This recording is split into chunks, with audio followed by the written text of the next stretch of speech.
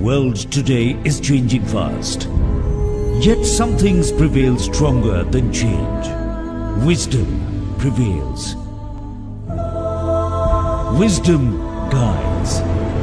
It leads the way and shows what's right.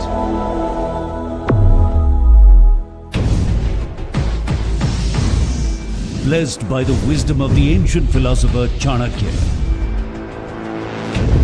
a strategist with a keen eye for defense.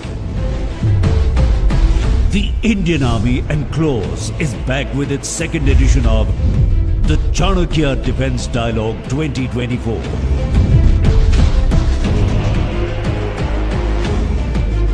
The inaugural 2023 edition united top minds from across the world, shedding light on AI, big data and beyond.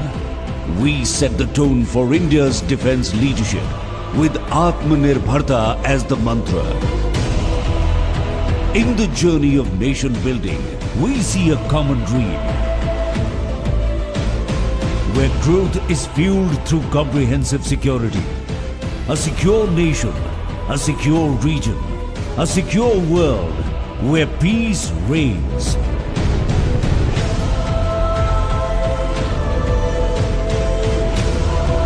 The biggest defense leaders, strategists and think tanks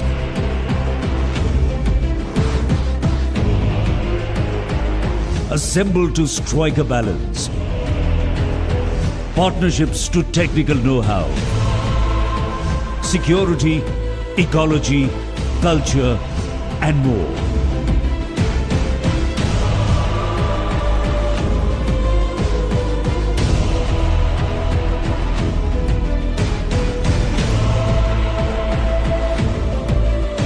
Together, we strive to put India on the road to fulfilling its dreams of Viksit Bharat. The time has come for India to take its seat as the Vishwa Bandhu and give the world a safer, secure and stable identity.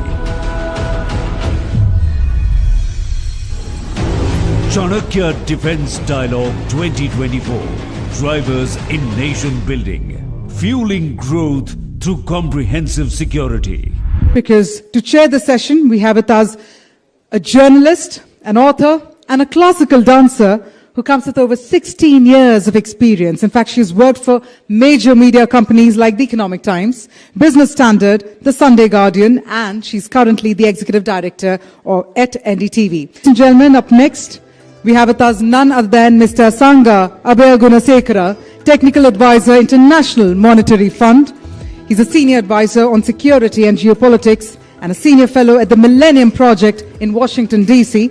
And he also leads the South Asia Foresight Network and is also the Technical Advisor at the International Monetary Fund. Well, our next speaker, ladies and gentlemen, President, the Aeronautical Society of India, former Secretary DD&D, Chairman DRDO, and Scientific Advisor to Raksha Mantri. We have with us Shri G. SATEESH Reddy. Can we have a huge round of applause to welcome the dynamic G. SATEESH Reddy.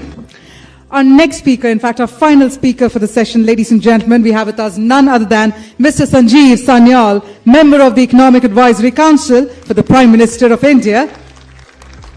And thank you, Claus, for having me here. And it's an august audience here and an august panel, and a topic that I feel very strongly about, which is that how do economic security and national security converge, and what are the ways in which nations can ensure that the two of them come together in terms of fulfilling their larger goals. And that's exactly what the panelists here will be speaking about.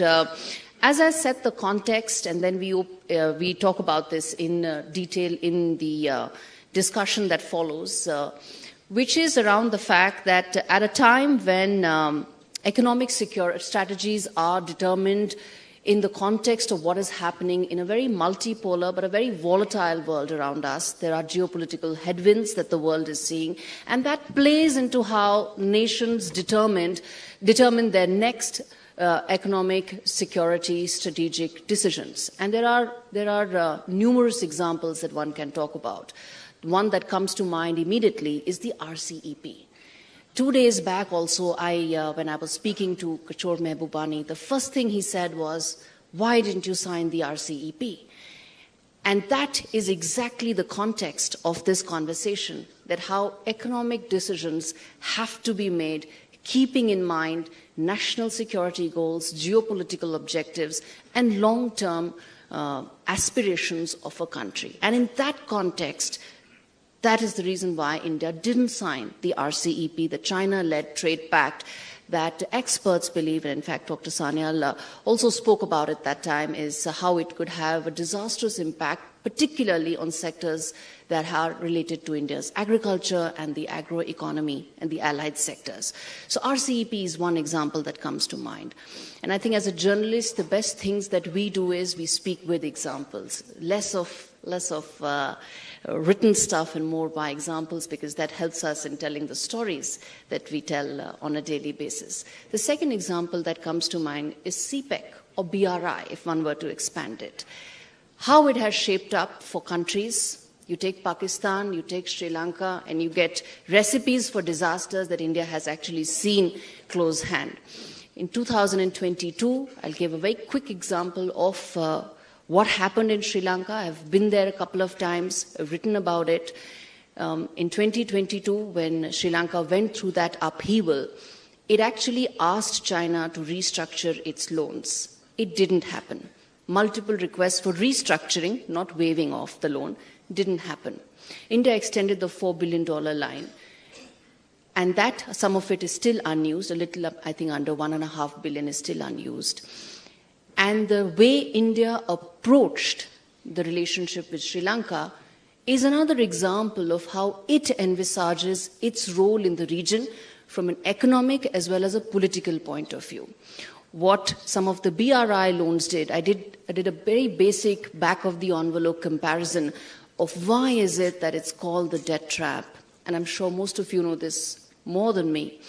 But just to give some numbers, whenever BRI loans are given, they are for long-term projects with very, very long gestation periods. Whether you take setting up a grid, a power plant, hydro projects, they take about 30, 40 years, at least 25-year period. Most of the loans that China gives is at 10 years. Which grid can actually be up and running in 10 years and become economically viable? It doesn't. And then so the average loan rate that China says is about 6.5%. Again, which long-term infra project actually has a loan of 6%? Unheard of. India got a loan from Japan for the bullet train for about 50 years. That's about 0.5% in that range. Typically, that's how infra projects are funded long-term. But at 6%, it's of course that countries are going to struggle, and that's exactly what happened. I won't repeat the same what happened in Pakistan because it's even worse, because the loans are more, the projects are higher, and there is a convergence of security interests between those two countries. So the story is more enormous there with multi-dimensions, but I'm restricting myself to Sri Lanka just to put a context of why economic security and national security are now essentially two sides of the same coin. The second other example with which I'm going to also stop and also then invite some of the other speakers is the IMEC corridor that India is talking about, where it's wanting to have a deeper connect with the Middle East, with the Central Asia region, deep in resources, something that India needs to have a visibility on now and 30, 40 years, because over the next few decades, as India grows, its resource requirement was also likely to grow, and it needs to have that visibility in terms of its resource requirement and where it gets that from. So that's one aspect. Second is also being able to build on deeper trading relationship with that entire region. And that's why IMEC makes so much more sense. Not just because it opens up markets for India's products and services, which is, of course, the economic side, but it allows us to have a deeper play, become a bigger stakeholder in the region which matters more. That is the national security aspect to it. So that just tells you how significant in the times that we live in, that whenever we view national security, it has to be through the prism of economic security and vice versa. And just taking 30 more seconds, because I think one more issue that I feel I must touch upon is that when you talk about national security, for countries like the Maldives, the Seychelles, the Mauritius, you take any one of them, national security for them is synonymous with climate challenges. So their economic security has to marry in with the climate challenges that they face and find solutions for, because that's their national security. So those three also need to marry in together for them to find a solution that is in consonance with their future geopolitical role, ambitions, and place in the world order. And with that, I'm going to stop, because that really sets the tone of what I think this conversation could be in terms of the specific areas we'll touch upon, whether it's supply chain, whether it's the military aspect, and how India can become a far bigger player in terms of having a greater presence in terms of defense manufacturing, and also become having more Atmanirbhar that Dr. Reddy is going to speak about, and also in terms of what should be our next goals, next priorities, because what many feel is that every discussion should lead to, or I feel so, should also lead to some action points. And what could those action points be? Where should we go from here? What should be our journey for the next 5-10 years? And I'm hopeful that this August panel will help me in being able to identify some of them. So with that, I'm going to stop my opening comments, and I'm also going to start with Mr. ASANGA ABEYGOONASEKARA to start with the first discussion. He's the technical advisor at IMF, and he's going to talk about connecting borders, building foundations for economic strength and security. To you, sir. You want to be at the podium? Yeah. Sure.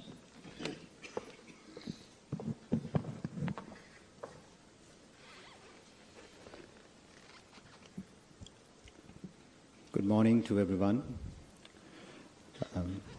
Distinguished guests, Director General Claus, esteemed colleagues and participants, fellow members of the panel.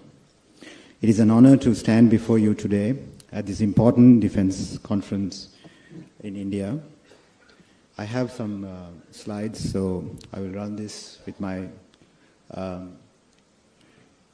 presentation. So,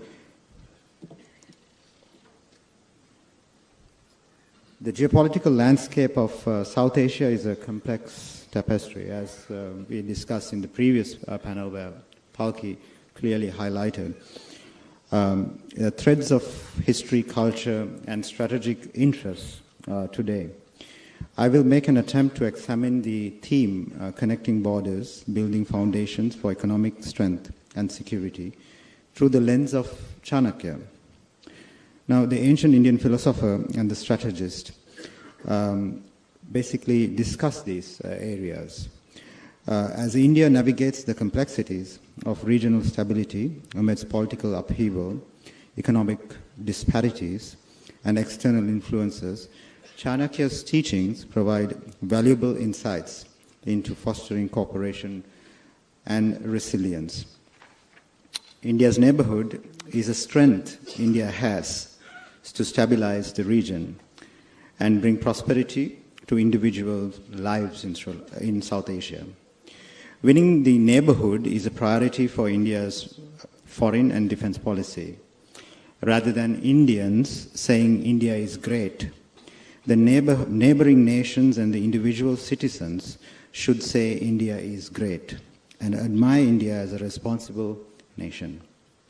The stability of India's neighborhood is crucial for both regional peace and India's national security in an era characterized by rapid geopolitical shifts and emerging crises. Understanding the intricacies of diplomacy, economics, and social dynamics is essential. Now, Chanakya, known for his pragmatic and often ruthless political strategies, offers timeless wisdom and remains relevant in contemporary geopolitical discourse. Now, India's neighborhood first policy and Sagar, the security and growth for all in the region doctrine, are critical for understanding the geopolitical landscape of South Asia. As you know, we are at a polycrisis moment where Adam Tooze's concept of polycrisis describes a tangled web of economic, political and social turmoil unfolding in nations grappling with the weight of pandemic, the two wars, as well as the climate change triggering the environmental collapse. For instance, Sri Lanka's recent economic collapse was not an isolated event. External debt pressures, mismanagement, and the devastating impact of COVID-19 pandemic compounded it. This situation dismantled a regime once thought invincible and highlighted the fragility of governance under stress. Similarly, Bangladesh is undergoing a renegotiation of social and political contract as it faces challenges such as political instability and economic woes. Ambassador Shivshankar Menon points out that this struggle transcends national borders, indicating a regional and reckoning as a South Asian grapples with inequalities and transformations. In both Sri Lanka and Bangladesh, the military's alignment with the protesters revealed the vulnerability of rulers that we have witnessed. Desperate citizens breaching the strongholds of power, toppling leaders marked by brutality and failure. The dynamic underscores the interconnectedness of the crisis with the region. Now, basically, the points I highlighted is the economic challenge, the security issues, as well as the environment crisis and the social unrest. In the previous panel, I think it was clearly highlighted by the ambassador that on the environmental issues, which is a serious crisis, where, for example, nations like Pakistan face on displaced millions, as well as Sri Lanka every year that we face. So what we have done is basically where the Millennium Project, what we do is we gather data, sort of analyze data, and what we do is forecasting. So mainly on South Asia, what we saw was basically an instability, clearly, in all of the nations here. So out of the 7 here in the graph, you can see 5 have been sort of projected as unstable. It's an unstable region. Clearly on those dimensions of political conditions, the economic performance, as well as the social dynamics. Last year when I was in Bangladesh, in Dhaka, in 2023, August, when we shared the data that we captured from the IMF, as well as when we are doing the governance diagnostic, we found parallels that what's going on in Sri Lanka. When we discussed with the officials at the table, it was very interesting. This was on record. So I said, there's a possibility a crisis could happen, just like Sri Lanka, people's uprising could happen.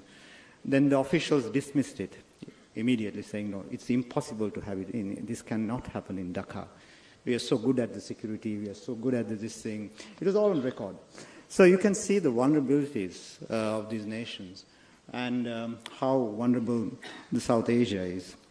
So looking at the instability, basically, what I've done is I plugged in Chanakya's framework. So a framework consisting of diplomacy and alliance, what Chanakya has mentioned in his own text, as well as on the areas of intelligence and security, and crisis management and economic cooperation. Now, Chanakya famously stated, there is some self-interest behind every friendship.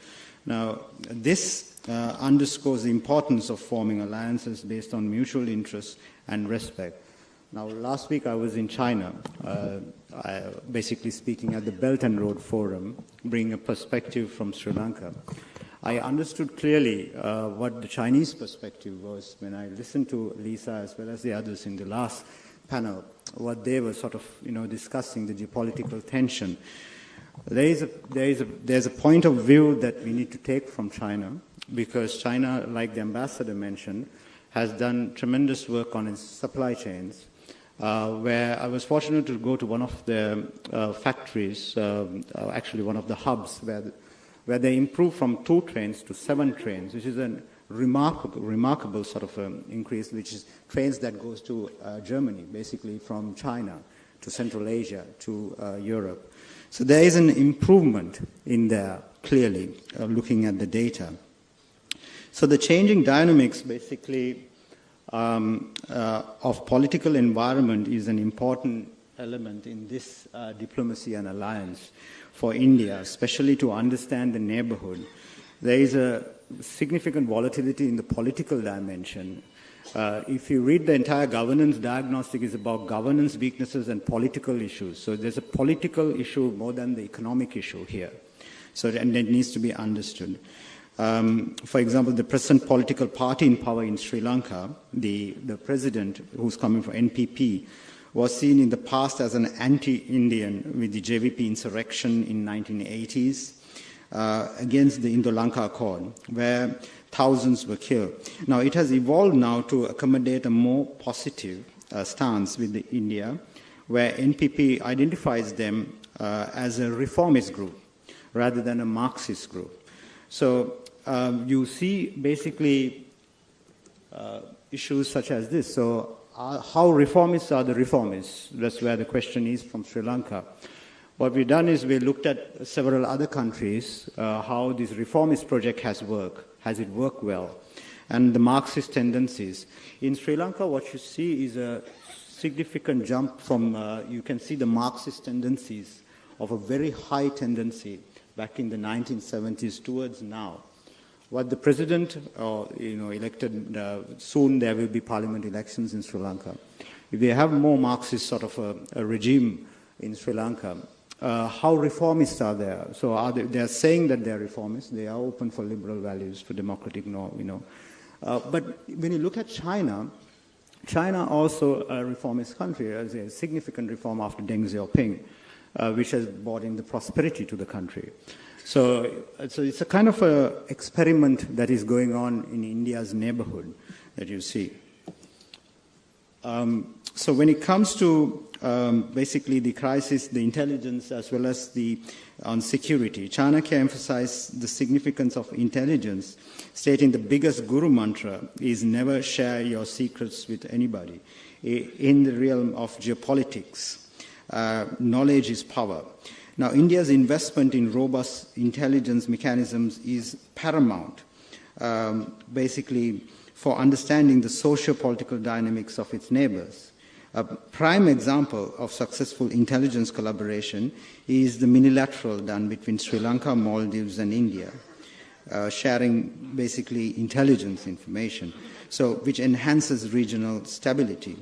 The accurate and prior warnings prior to the Easter Sunday terror attack in 2019 provided by India to Sri Lanka is another clear example of valuable intelligence data, unfortunately not being treated as a priority in Sri Lanka.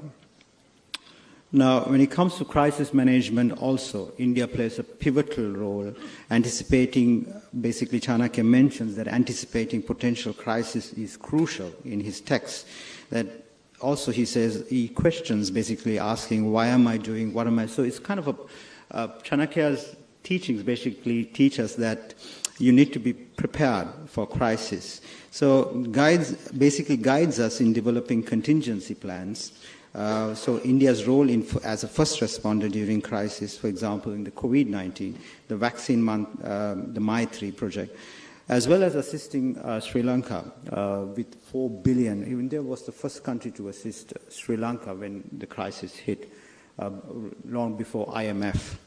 So if you look at the economic dimension, economic cooperation, so Chanakya's perspective, turning weakness into strength, where he states that the world's greatest minds are capable of turning certain weaknesses, such as, what we have is a weakness here, the least integrated region of the world is South Asia. So it's a weakness that we have, so how do you turn it to a strength? Now, it can be applied to the least integrated region, like I mentioned. So the fostering trade relations and encouraging regional economic integration, such as from BIMSTEC, Bangladesh, India economic corridors, as well as Sri Lanka's free trade zone with India, are good examples.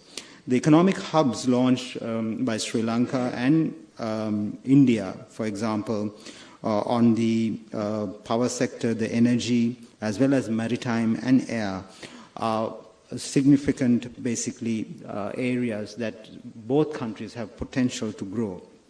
These initiatives aim to accelerate mutual cooperation in key areas such as tourism, trade, finance, higher education, and technology, forming the background of bilateral economic cooperation.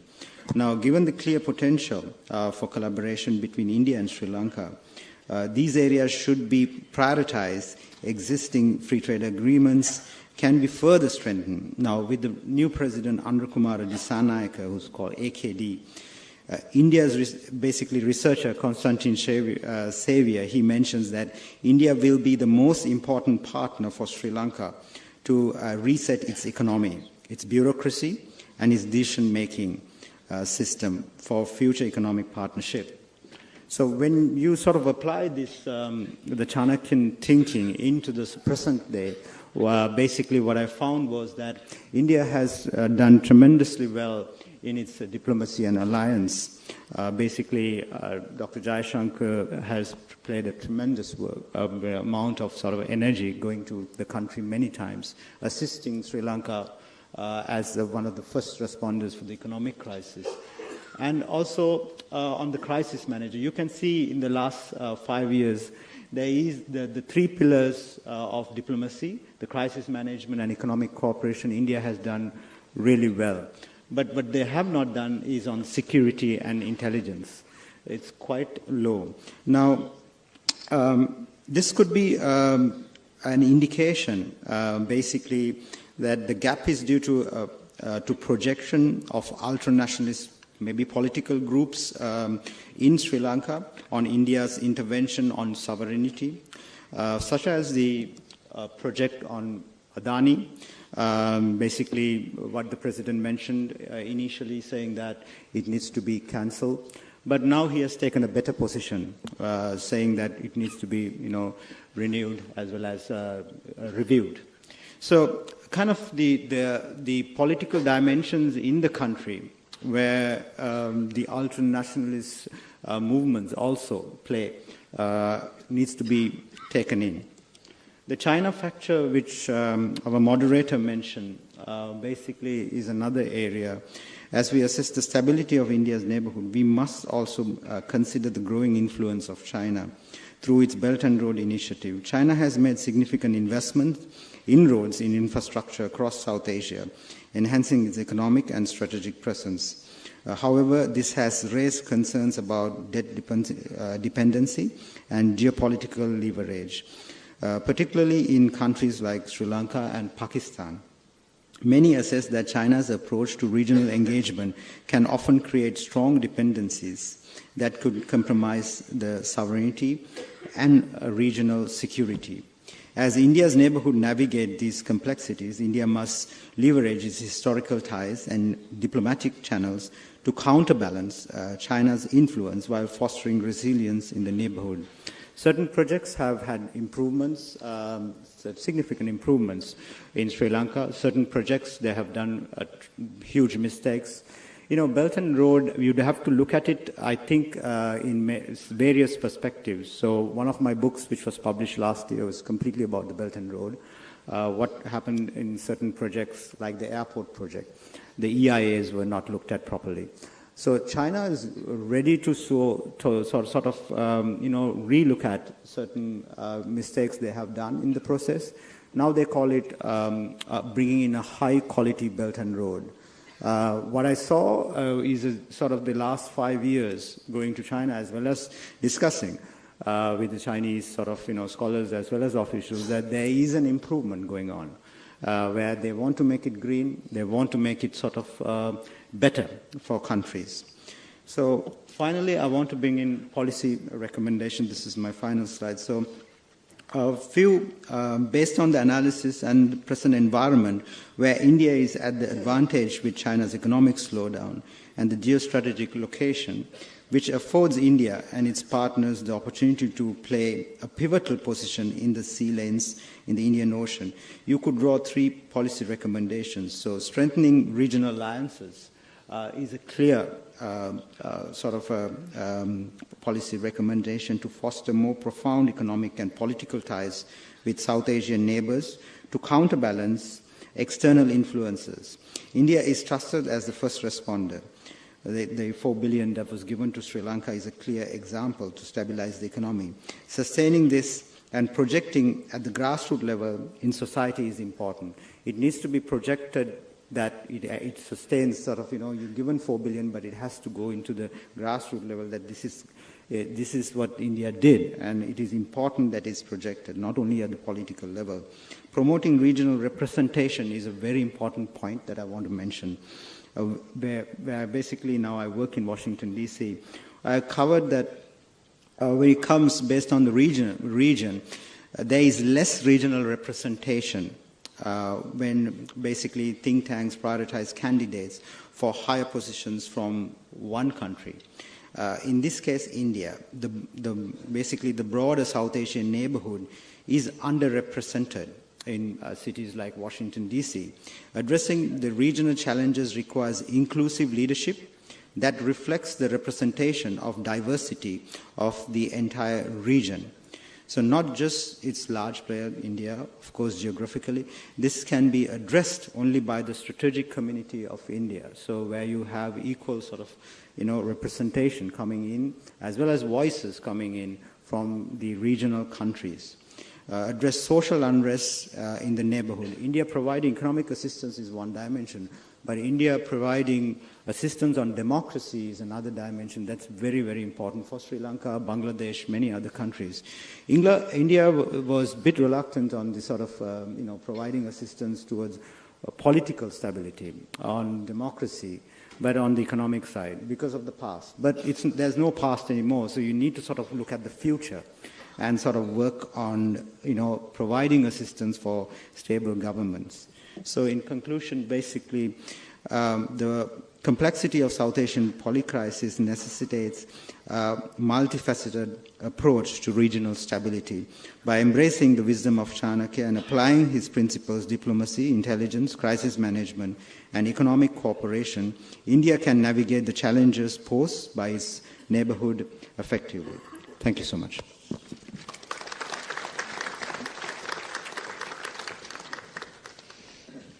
Some very important points you raised, and before I get Dr. Reddy on that, let me just quickly say on the aspect about the regional relationships that India is forging in its immediate neighborhood. One instance I would like to point out and also tell our audience, which is that the Bhutanese Prime Minister was in India, and there's one very important thing that he said, which is that during COVID, when the Bhutanese economy was deeply ravaged with what had happened, he had reached out, his country had reached out to India in terms of some assistance. The package that Bhutan had made was about 1,500 crores, and he'd come to New Delhi saying that let's see what is the assistance that New Delhi can give.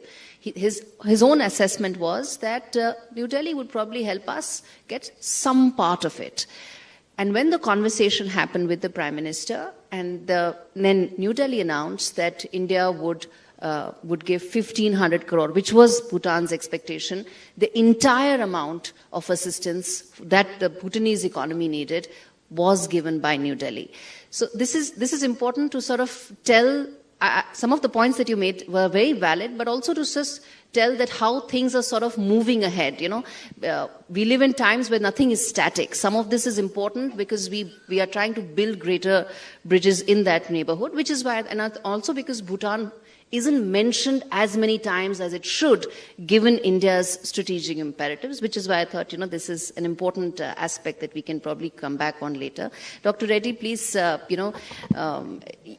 talk to us about empowering Atmanirbharta, synergizing economic progress and military readiness through defense industry integration. I'm sure this is a talk that everybody in the audience is waiting for. So please go ahead. Thank you. Firstly, let me congratulate the organizers for such a magnificent conference with so many people present here. I think rare occasions where I have seen almost all the entire hall, including a balcony, people are there. Coming to the session, economy and defense, I think they are heavily correlated. And for any nation, first of all, to be stronger economy, it has to have its borders secure. Then only the nation is safe. Then internal security, that also is very important. So the security is very, very important. Then only the society is peaceful, thinking, entrepreneurship skills come out, thought processes go, and the country starts focusing on infrastructure and economic development and all that. Now in this, when we say if a country economically has to be stronger with respect to defense-related aspects, the country which is actually having its own capability to develop technologies, systems, is the one which can actually get into this economic growth. And in this, the kind word, what the nation has, Atmanirbharata. So, what is Atmanirbharata?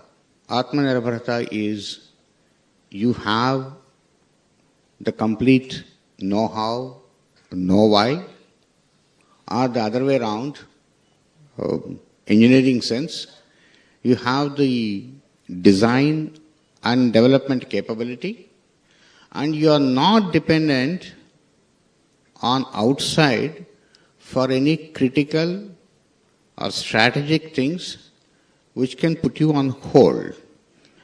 Meaning, yes, you can depend on certain things which are commercially available, or you have a seamless supply chain available, sort of a things you can have, but not a critical thing. So in effective, one thing is you need to have your own IP.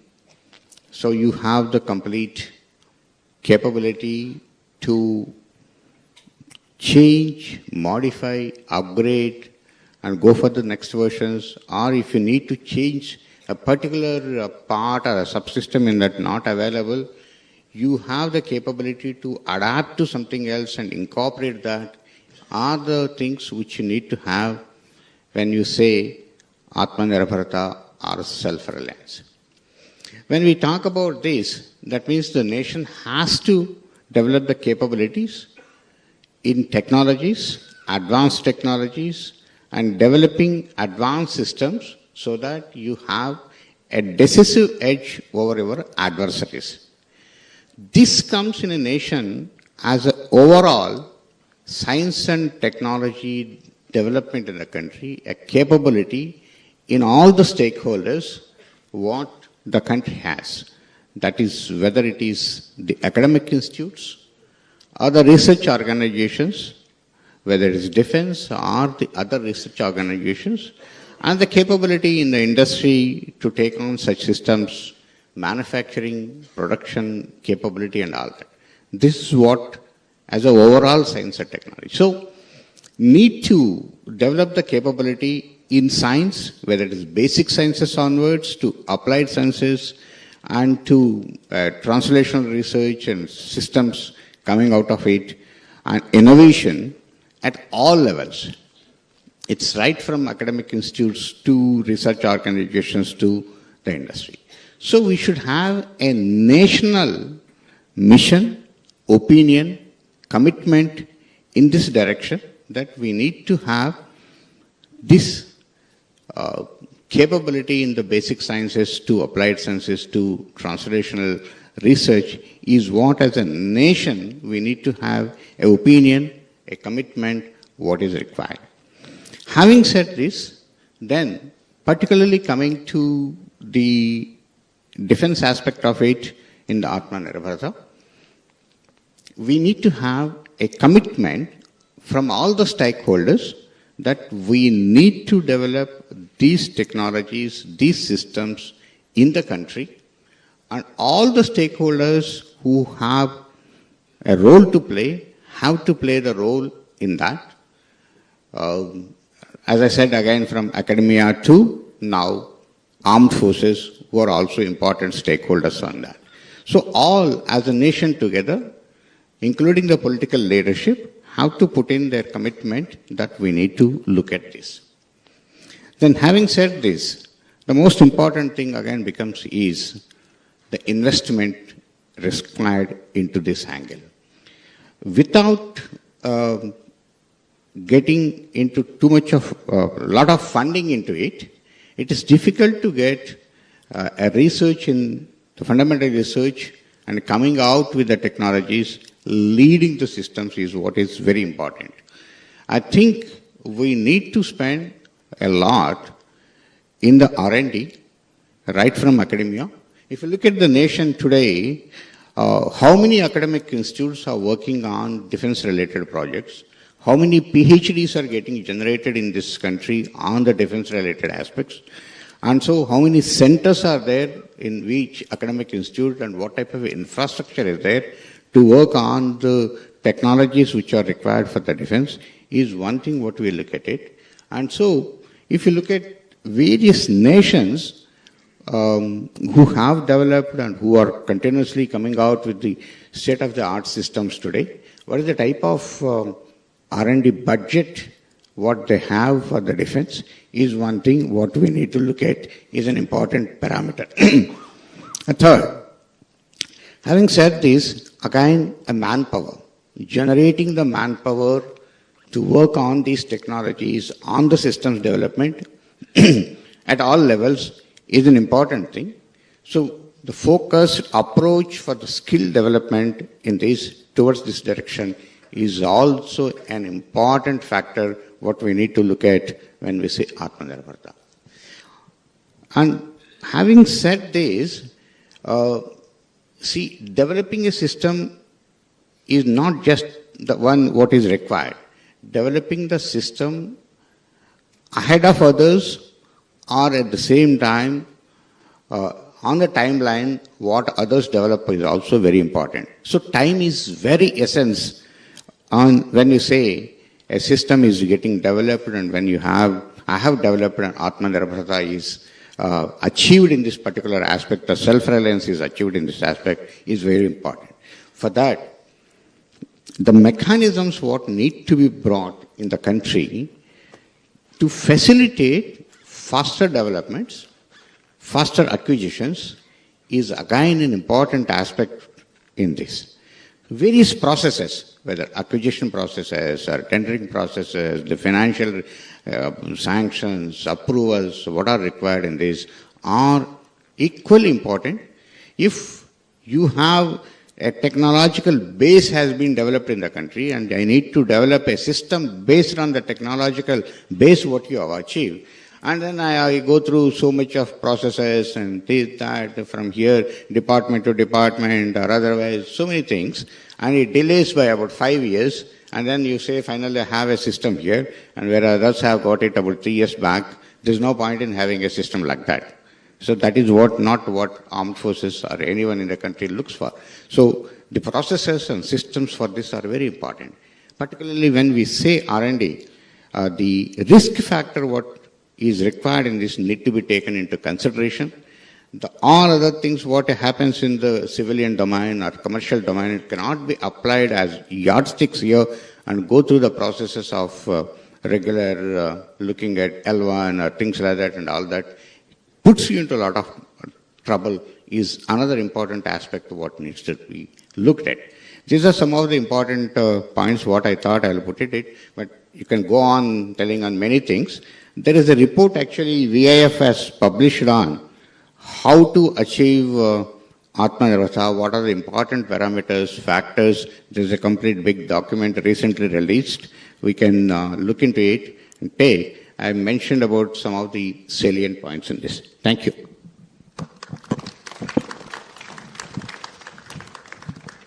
Very important points, especially when you talk about the kind of indigenization plans that we have in terms of our military capabilities. Dr. Sanyal, then let me bring you in on supply chain resilience, a conversation that the world has been talking about for the last 4 years, becomes even more relevant now. We come to the China factor later, but first, how do we make ourselves resilient?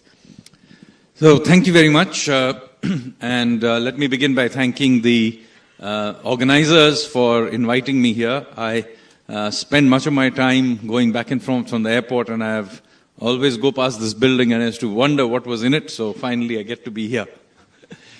So what I'm going to do is give a sense of how, on the economic management front, we think about this issue.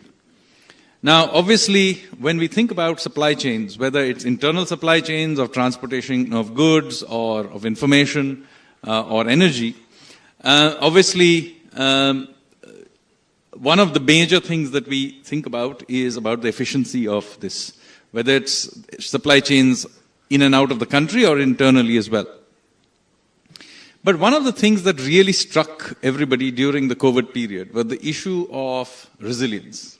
And you'll remember that within weeks of COVID pandemic taking off somewhere in March 2020, the whole world, basically, even things that we took for granted began to break down. So the supply chains, for example, India, as many of you are aware, has this very large pharmaceuticals industry.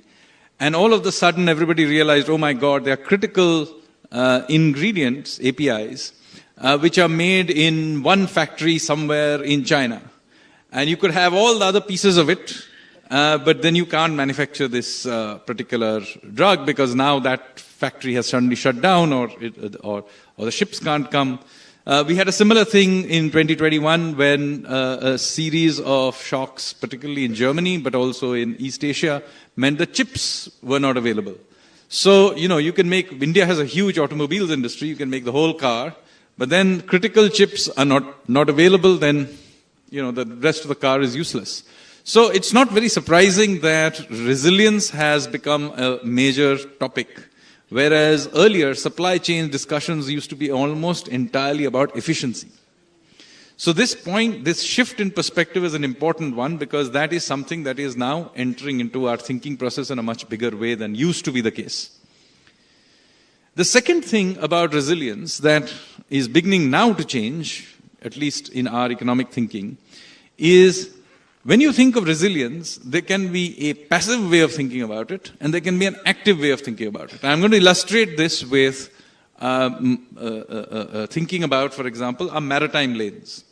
I know the Indian Navy a little bit better, sorry Army, but so I'll know a little bit more about the maritime supply chain problem. India, when it thought about resilience in the past, would say, okay, we need to invest in having better ports. And indeed, we are now improving our ports, and a lot of them have become a lot more efficient than they used to be. We are building this massive new port in Vadhavan, just north of Mumbai. Great. But notice that these are basically passive approach to supply chains, i.e. we receive things or send things out of them. But let me show you where we are really resilient. No matter how good our ports are, we'll continue to have a serious resilience problem. It turns out that 85% of the merchandise cargo going in and out of India happens on foreign ships. Okay? These are foreign-owned, foreign-flagged ships. The bulk of the containers on which this trade happens is owned by other countries. They may be friendly countries, but they're not owned by us. Now, supposing there is some sort of an incident, it may not be a war. We saw that in the case of pandemic. It could be some major environmental catastrophe, tsunami or something like that. So I'm not saying that it's because of somebody having a malintent or something.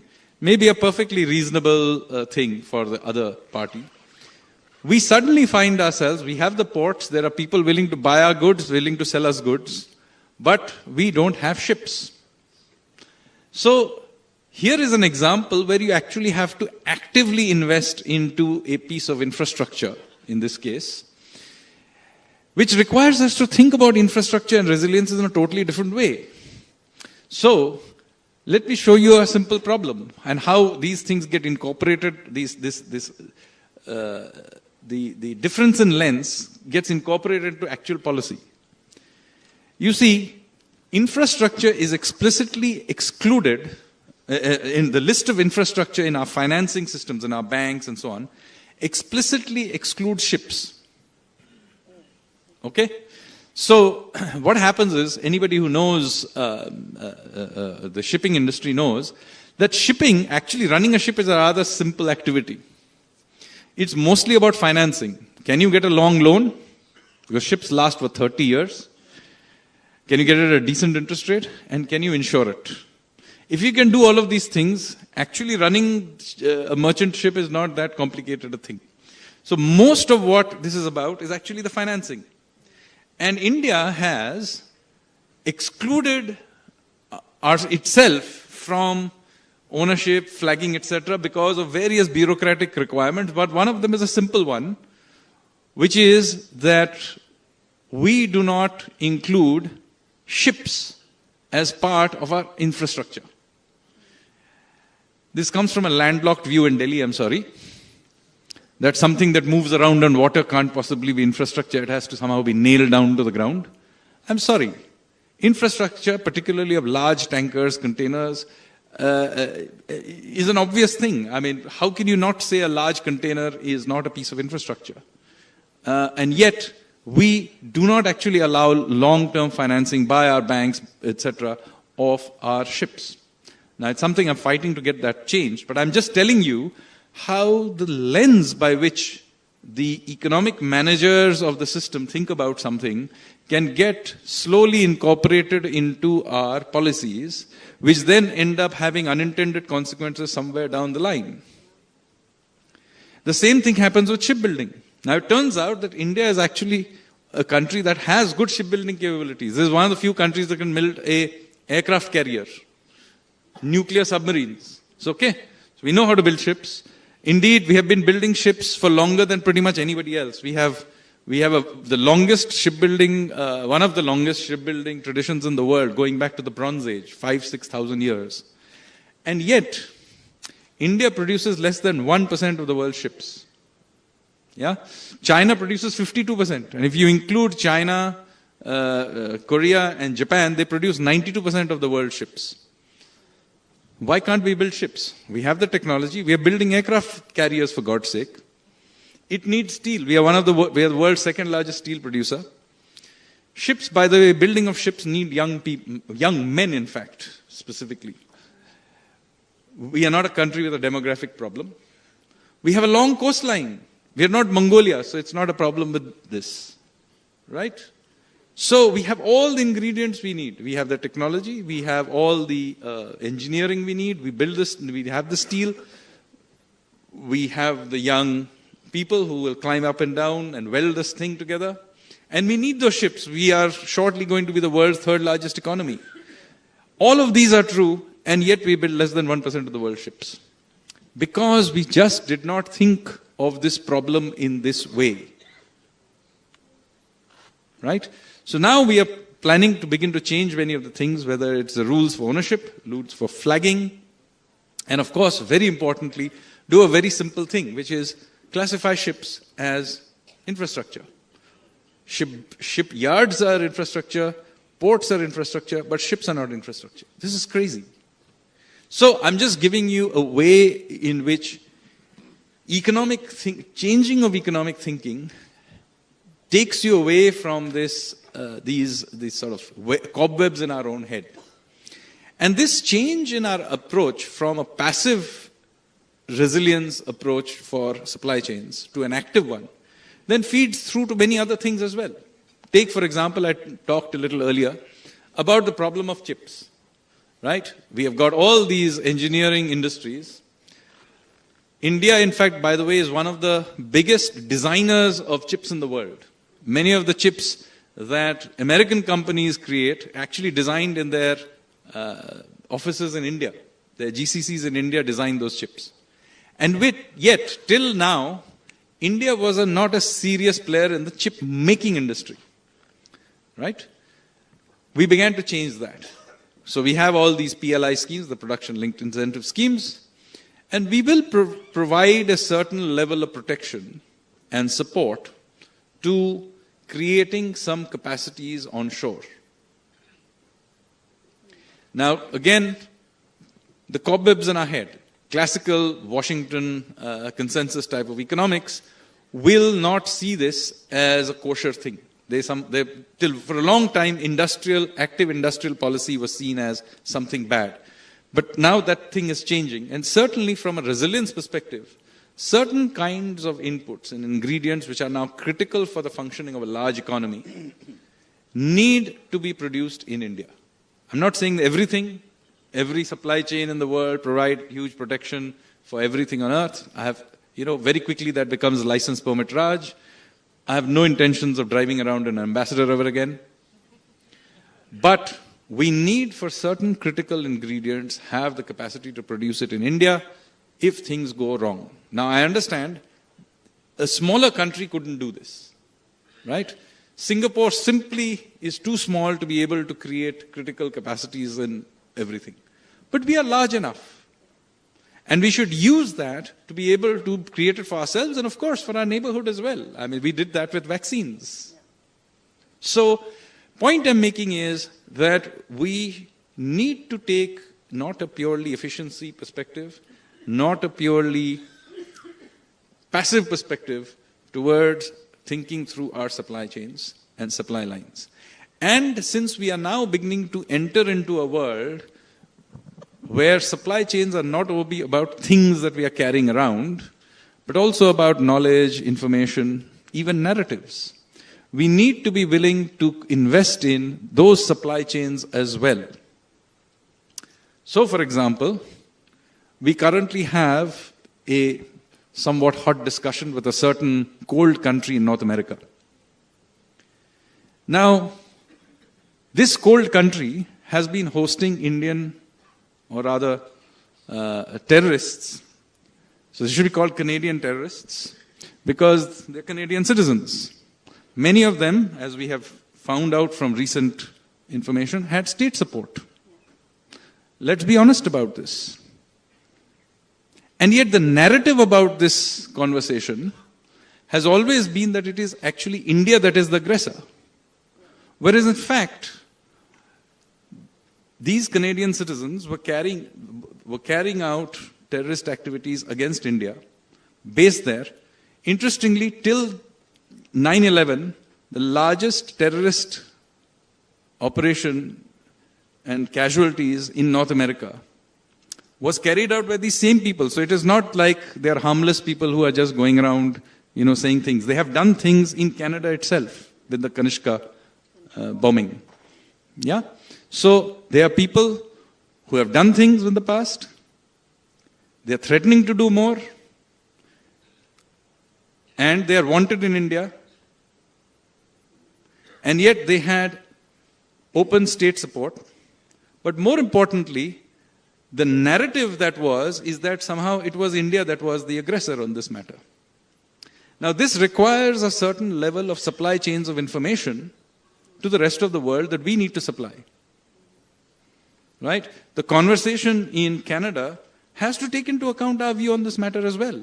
Because clearly it's a part of their political conversation in that country.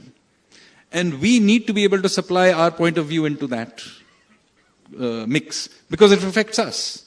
And we should stop being apologetic about this. So with that, let me hand it back to you.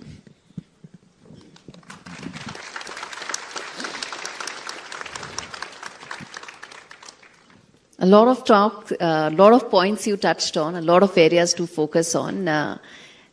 Most of all, the fact that at a clause event, we talked at length about India's coastline and naval requirements. So, but the one thing I wanted to come to was semiconductor. I think that's so important and also illustrates just how important the convergence is in terms of our strategic and economic interests. And I'll just share this very quickly.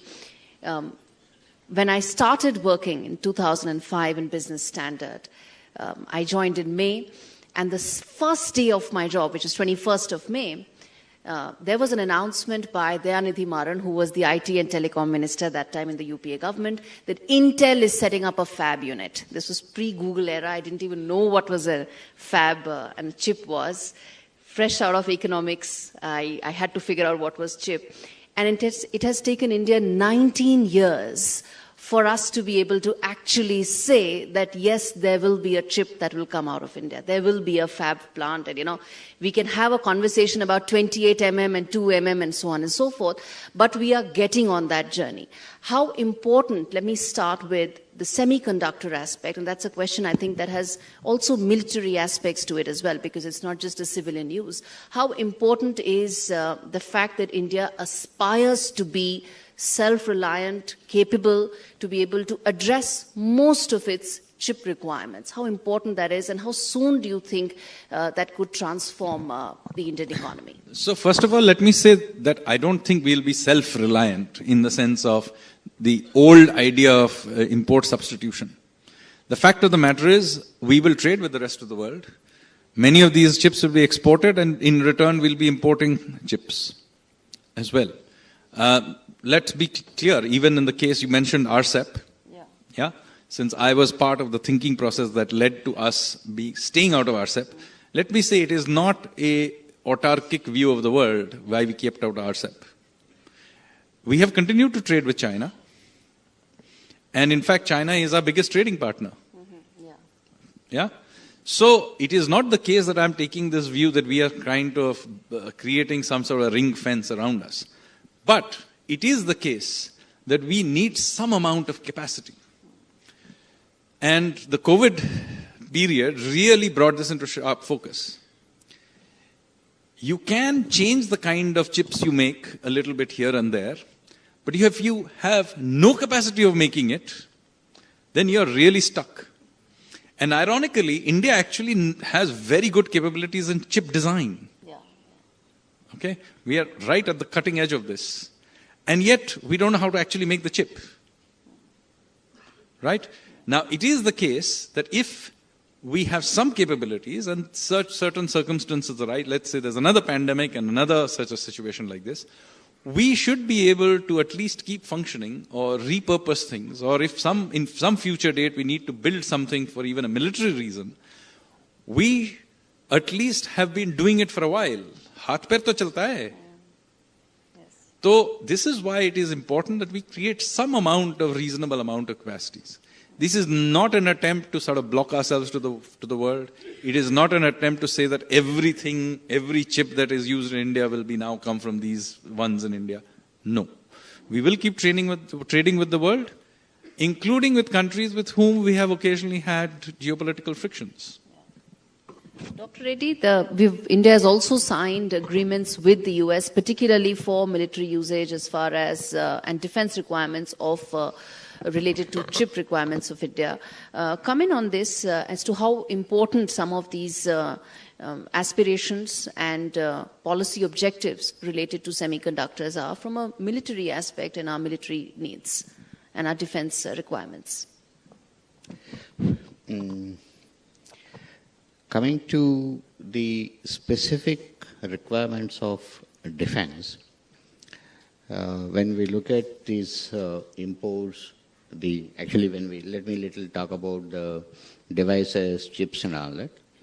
I agree with what Mr. Sanyal has said, that we don't have to produce everything in the country, and that is not correct also. As he rightly said, it is not possible, and why do you do also whatever is required? But as a requirement for the defense-related aspects, which become critical and which actually a nation may not give it to you, all those devices we need to make. That's what he mentioned also. We need to develop those technologies, and we need to look at that, and we need to see how we can make them commercially viable here to make them, or otherwise there are specific methods by which you incorporate that and you try to develop it and all that. Take the examples of same semiconductors. You need lots of, let's say, laser diodes, example you talk about. Getting into technical terms, or you have some impact diodes, or you have some IR devices and all that. It's very difficult to get the most advanced sensors, detectors to this country. And what you get is what was yesterday's, and today's thing you don't get it. And you need to develop the capability, and you need to develop that with respect to that in the country, and try to see how you are able to make it. And probably after that, you see that how you are making that production a viable thing by you yourself getting into the export market and seeing that is an important aspect. Really, continuing with that, if you look at an industry to become part of the defense manufacturing and contributing to the economy, there's a huge role to play. I'm saying is, look at the budget of 2024 today. We have a capital budget is, I think, about somewhere around 1.7 lakh crores is what is the capital budget. And revenue, if you add it, it will be somewhere around 2 plus or sort of a thing is what you have a requirement in the country, which if you produce here within the country, you are contributing that much as a nation. See the employment. If you have roughly about a 40,000 crores is the turnover, let's say, you will have about 2 lakh employment in the country. In fact, myself and Mr. Sanyal, we worked on a paper some time back and generated, working out the whole global requirement of the defense systems equipment, what it is. And in that, what is the capability India has or India is almost getting it, both as systems and also the next level subsystems and technology are parts of it. It is amazing, the figures are. The numbers came something as over 10 years is about $3,400 billion. 3,400 billions for 10 years. So that means roughly somewhere around it is about 340 billions a year. Even if you take about 10% of it, it is somewhere around 2.5 lakh crores out of it. If you make it 20%, it is going to be 5 lakh crores is what Indian industry can work towards it and work on that and try to make it thing. So if you make it that together, it becomes about 7.5 lakh crores is what. That is what the defense industry in the country can contribute to the nation's economy and work on that. So we can debate what are the strategies, what are the requirements, and how do you go ahead and all that. Probably we can, course of the discussion, we can discuss how to take it forward. That is the type of a thing. Talking about critical elements, critical parts, devices, sensors, what you need to make, and systems, what you need to make out of it, and how do you take it forward, is that volume what you are thinking, you're just taking about 10% of the export requirements today. If in industry starts doing that, and that is what the nation is going to have for the economy. That's what it is. Mr. ABEYGOONASEKARA, let me then also bring in on the fact that when you talk about connecting borders, when we talk about ensuring that regional partnerships are built, any specific instances that you would like to highlight in terms of ideal or those that can actually be followed in terms of templates, how to ensure that partnerships that are fostered actually become mutually beneficial and really aid the regional development in that area? I think the minilateral that I highlighted, the Sri Lanka, Maldives and India, that was discussed many years. But then it came to some reality and we managed to sort of have the first dialogue, the second discussion. So the sharing of the minilaterals, so that's a huge achievement. So I think the minilaterals is a way forward when certain multilaterals, doesn't work like the SAARC, in place. But it's unfortunate that SAARC is sort of, it was a great mechanism that was developed by, India as well as all the other nations. Sri Lanka was a key member. I think it's very important to look at the security perspective when you look at it on the defense side, mainly on the intelligence sharing. The Sri Lanka, if you look at the 24 hours ago, we had a travel ban from the US, right? This was on the Israeli tourists and on the eastern part of Sri Lanka. So you could see now there was a connection between the eastern part of Sri Lanka with the 2019 terror bombing, and then how 6 months ago, before the 2019 terror bombing, our agency did capture there was a threat. It was written in the Presidential Commission reports and all that. But it was ignored. When the Indian intelligence was sent, that was also not set as a priority, probably because of political dimensions and various other dimensions. But what I'm trying to say is without the regional cooperation, there is no security and safety for the entire region. And it's very important that we talk about a lot of tech industries here, the semiconductors and all that. Of course, we need to reach what Sanjay mentioned on building resilience is very important. It's the same what I heard from Singaporean Prime Minister a few days ago. I had a brief interaction with the new Singaporean Prime Minister. I admire his strategic thinking, how he was sort of balancing between the US as well as China and India. I think what you require as a nation is to build your own capabilities and also connect with the other. Southeast Asia has amazingly connected each other very well. And that's a success story, clearly, with all the economies, at a significant growth. South Asia should also do the same. I mean, we have the BIMSTEC, of course, another success story. But then there's a lot to be done in terms of economics, in terms of tourism industry. So many areas that need to be. But then, let me point out something. I was filling the Indian visa form in Washington, D.C. I feel this was, when I had the official passport, I didn't have to, but right now I have to fill it. When I was filling, I saw this question, is your grandfather born in Pakistan? I don't think that is required in this era, not with this sophistication. Okay, I get what you're saying, but you're saying as a Sri Lankan citizen who has a slight dispassionate view of the situation and who has the luxury of being able to stand, let's say, 10,000 feet to understand what's happening. But for Indians in this room, we've spoken about an hour, we've spent about how economic security and national security are two sides of the same coin. But when you pointed out SARC and the reason why it's not functioning, security and terrorism specifically really becomes a very important aspect of how that really drives some specific economic issues and concerns. So what may look like an extra question to you on a visa form is part of a security matrix that's fundamental to the Indian security establishment. I agree with that you need the security matrix. Without the security matrix, you can't have the stability. What I'm saying, in the age of a sophisticated, we are living in a different era. So before you board the flight, you would know the flight information. We have all that. Mechanisms are set. So I think we need to look sort of beyond that. We need to sort of create the matrix, sort of looking at, in a modern, sort of a more resilient sort of, how do we engage with these? In the last panel you mentioned about CPEC, right?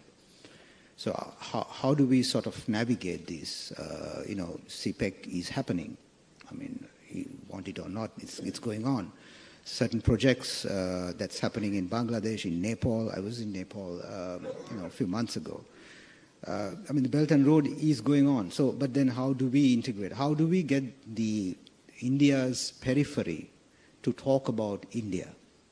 That's my attempt was in the presentation, that rather than You mentioned that also. It was also written there that people outside of India should say India is great. I saw that. You had mentioned that in the presentation. So I don't hear that much.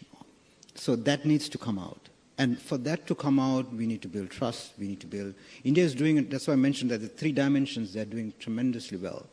There are certain dimensions that they're not doing well. There are, external forces that India has to face. So there are many areas. But then there are weaknesses we have to understand. All great powers have weaknesses. In the United States, I understood what US system is, the political weaknesses, all that, the democracy, all those issues. But then how do we improve as a democracy? So that's really important. So I think, I take your point on security. Of course, that's important, but we stay in a different era. That's all. Fair point. Let's take a couple of questions from the audience before we wrap up. I think some of the issues that have been raised today are very thought-provoking and also could drive future policy as well. So how do we go in that direction is really important. But let's throw this up to a couple of questions from the audience. I think the mic will reach whoever the audience member is. Or, sir, go ahead. You're sitting in the second row. You could identify yourself and also address the question to who you would like the answer from. That'll be great. I hope I'm loud enough. Absolutely, yeah. There's a mic coming. But I think, yeah, there is a mic coming, yeah. Also we can hear you. No, the audience will not. We can address to anybody. Sure, yeah. Yeah. Thank you very much, ma'am. Well, it's great to see you on NDTV and also Mr. Sanyal. I've seen all of them and worked with Mr. Satish Reddy. I think I'll straight away go on to Mr. Sanyal because he's the man who is driving India. And, okay, I would put it very clearly. Why are we so chary about improving the security capability of the Indian armed forces? In terms of, just saw a serial, Bolivar. And there are three words which are needed for security. Money, money, and money. And please see it. It's on Netflix. GAURIE DWIVEDI comes every week and tells us. So why are we not really, even we heard that we need to get the money. We have all the money now. Why don't we get this once we are stable? One is this, and once you make today you take Bangladesh. The political stability may not be there, but the army still relies on us. I come from Gurgaon and I went to a doctor. He has 4 colonels from Bangladesh coming for diabetes. Look at the power which the military has got. Why don't you involve the military and make it really a part of this thing by giving more money? This is my only simple question to you. I think you may have an exaggerated view of my influence on defense spending. But it is the case that we now are a much bigger economy and we are growing rapidly. So the amount of resources we have is dramatically gone up. And I do think that as I said, I'm not an expert on exactly what it gets spent on or how long, the defense bureaucracy takes to process it. But the amount of resources that the finance ministry now allocates to defense has dramatically gone up and we are willing to deploy more if there is a need for it. So I do think that, the amount of resources that are now being given to the armed forces is a level shift from what it used to be. And you cannot suddenly do it because there has to be a receiving capacity as well, which takes some time to build. Again, sorry, I have a somewhat naval orientation and everything, but I do know, for example, the amount of ships that have been given to the Navy has dramatically gone up.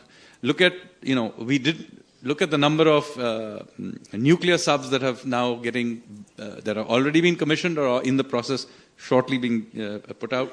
Obviously, we are now beginning to put going to hopefully shortly put new aircraft onto our new aircraft carrier. So I don't think resources and hardware is where you will be lacking.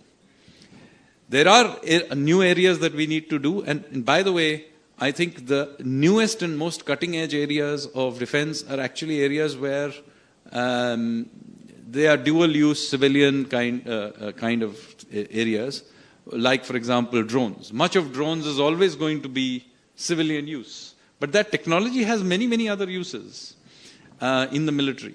I think one of the areas where we should perhaps invest into is perhaps creating greater interlinkages between areas that, should there be a security situation, where we can quickly deploy our civilian capabilities for military use. And that also requires a different kind of thinking. And I'm repeatedly coming back to this problem of mindset. Till very recently, we used to have the view we will not build good quality infrastructure in our forward areas in the mountains Because, oh my God, the Chinese may drive down in better roads. That's the kind of thinking we used to actually have. Now, that doesn't really help anything, because unless you build that infrastructure, not only can our own military not use it, but, for example, the people who live there need it. What about tourists?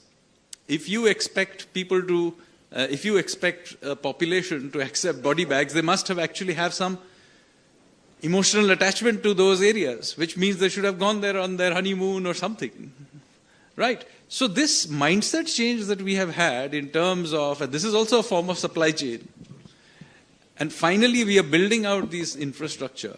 Let me tell you, resources is not the restraining factor in all of this. The speed with which much of this is progressing has dramatically gone up.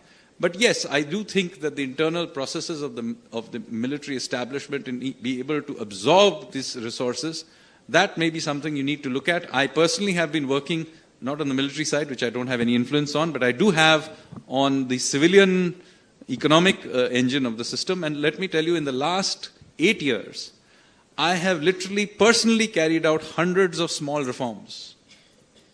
And there are papers on it, you can read about them. I've written extensively something called process reform. There are processes in our system that are just ludicrous, and I have straightened them out. These are not political debates in most cases, okay? It didn't require, it just required straightening out something, getting rid of some defunct institution and shutting them down. We have to be willing to do all of this, and you have to do it ruthlessly. I mean, the economic system has, just to give you some sense of it, we have 850 autonomous bodies till a few years ago. Now, there are large numbers of them, nobody knows what they do. We accumulated them over the many decades. Maybe at some point they had a use, maybe it was a post-retirement gig for some bureaucrat, I don't know. But many of these institutions have no known use today. And we need to shut them down. And we are doing it.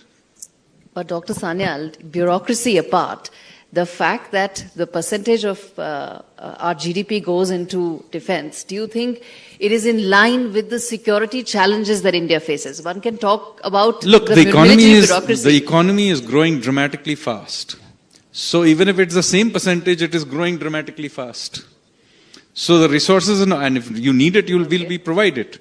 Is the defense establishment capable of absorbing it, rather than diverting it into things that are not that useful? Okay. If it goes into hardware, no problem. Okay. Yes, sir, please. I think a mic will reach you, sir. There are lots of hands that have gone up, but how much time, I'll just ask, we have on the session. But sir, please go ahead, I think. Okay, so quickly, sir, yeah.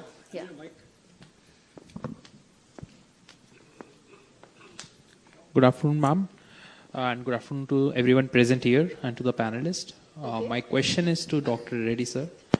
As far as national security is concerned, what's your take on India being late into manufacturing of 5th generation fighter aircraft with AMCA program?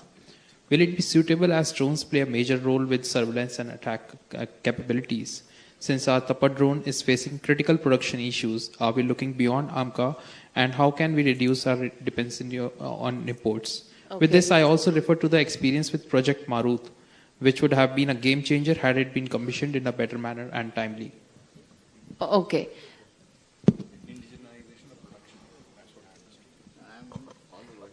The question is about 5th generation aircraft being produced in India, right? That's what you're asking, right? Right. With the, the Tapas drone is also facing critical production issues. Yes. Production issues you are trying to say? Yeah. Okay. Good question. See, first, the production manufacturing capability has to be built and brought up in the country. For getting that, the industry should develop an interest and the industry should come forward. How that comes?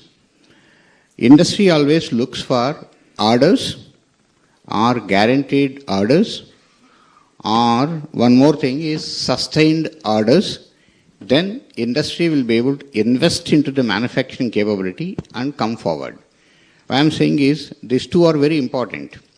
See, nobody will come up in the country, if I give you some development order or otherwise I'll give some few numbers, you establish the production lines and suddenly ask, I want 200 numbers a month and all that, it is impossible for an industry, which we have seen in the country, to come up. Now, even if you say that, I will give you certain quantity and come up for, let's say, 1 or 2 years, and he has built up a capability, somewhere some of the missiles capability which I have seen in example, and where you apply a lot of pressure and try to see that the quantities and things like that go up, and then suddenly your order is closed, and he doesn't have any order after that. Whatever he has invested and the production line, the skilled manpower and all that, he doesn't know what to do. That's why the sustained orders, whether it is within the country or otherwise, that is why I always insist upon, no industry can always think that he can sustain on the domestic orders alone. So you should be capable of exporting it, and so at least one product remains at least for about 10 years is one thing. So for that, what is the type of manufacturing capabilities you need to have?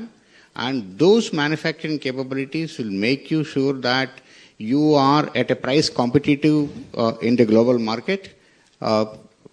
Largely it depends on the manufacturing capabilities, what you have and how much you are able to make it within the country, or still you are trying to get it somewhere and things like that, and all that is one aspect. Second important aspect in the manufacturing capability, what we need to have an internal quality system, what need to be brought into the industry, particularly in Indian industry in a big way. It cannot be controlled, or the quality cannot be brought by one organization sit here and providing quality support to all the industries which are there and I am responsible for the quality, cannot happen. The quality assurance agencies which are there, part of the Department of Production or whoever it is, can be a policy generating people, can be auditing people, or now and then you do an inspection and see that the quality system exists in the industry, is what is an important aspect. So internal quality system coming up in the Indian industry along with the manufacturing is another important aspect of what needs to be looked at. These are the two things.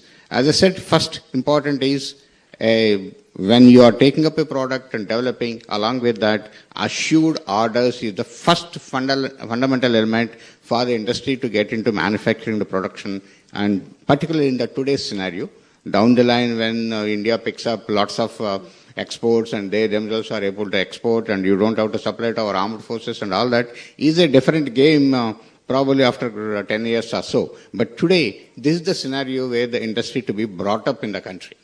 Absolutely. Okay. I think, gentlemen, Yep. if you could be brief, sir, that's the final question Sure. in this session. Yes. Thank you. Good afternoon, Dr. SATEEsh Reddy. I'll just take on from what you said a little while back. You know, I am a veteran from the Army, and it's been a big concern for me, the kind of equipment we are having in the hand of the troops. And there is nothing, I don't need to say all of that. While we are developing competencies, core competencies within the industry, what I find is your systems do not allow any sustainment. An industry develops competency, but can you assure that the industry further orders on a spiral basis, spiral procurement? Nothing is happening actually today, and you mentioned it a little while back. Can you have a system where you can sustain such champions by giving them more orders, ensuring that they meet the requirements of the services over a longer period? It's not happening today. So what happens? You build a capability, you get skill set, and suddenly what do you find? You can't sustain it. So you talked about systems, you talked about procedures, but it's time we actually got procedures where you're going to build such competences and reward such companies. Otherwise, we may not get the kind of payoffs Sir, and the could you capabilities. be brief, please? Yes, sir. Yeah, Yes. Dr. Reddy, Thank please. you. Yes.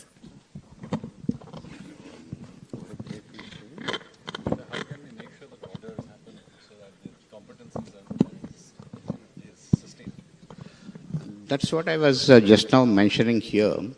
When you are building the competency, when you are getting the skill set, and when you are having the manufacturing capability you have built, one is the domestic orders, whatever you have in the country, it is whatever the quantities armed forces require, that is the number, what can be orders can be placed. As I was saying, unless you get an export orders based on this product, I don't think based on the domestic orders, an industry can survive and have this capability what you have built in the manufacturing or the human resource can be there.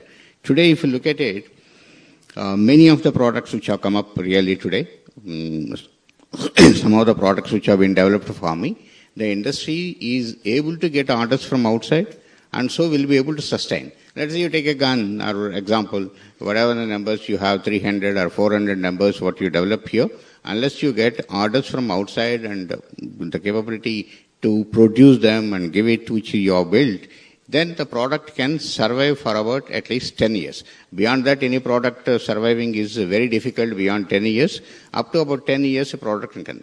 Otherwise, if you are depending only on a domestic order, what you have, any bigger system you take, I think it will be, the numbers will be get closed in about 2 to 3 years. The remaining period, you have to survive on export orders only. That's the type of orders. What I said in the beginning, the orders when I say to the industries, while development taking place and the industry starts producing, coming out with a prototype, that day you should have an assurance that I have orders, and so parallelly while I am making the prototype, I establish a production or manufacturing capability for such numbers should be there. It is not that after the prototype and then go for trials and then that time you go orders and then he starts making the manufacturing production capability, then it takes a lot of time and then you lose the interest and everybody loses and the products also maybe at times, as we have seen a couple of examples, get outdated also.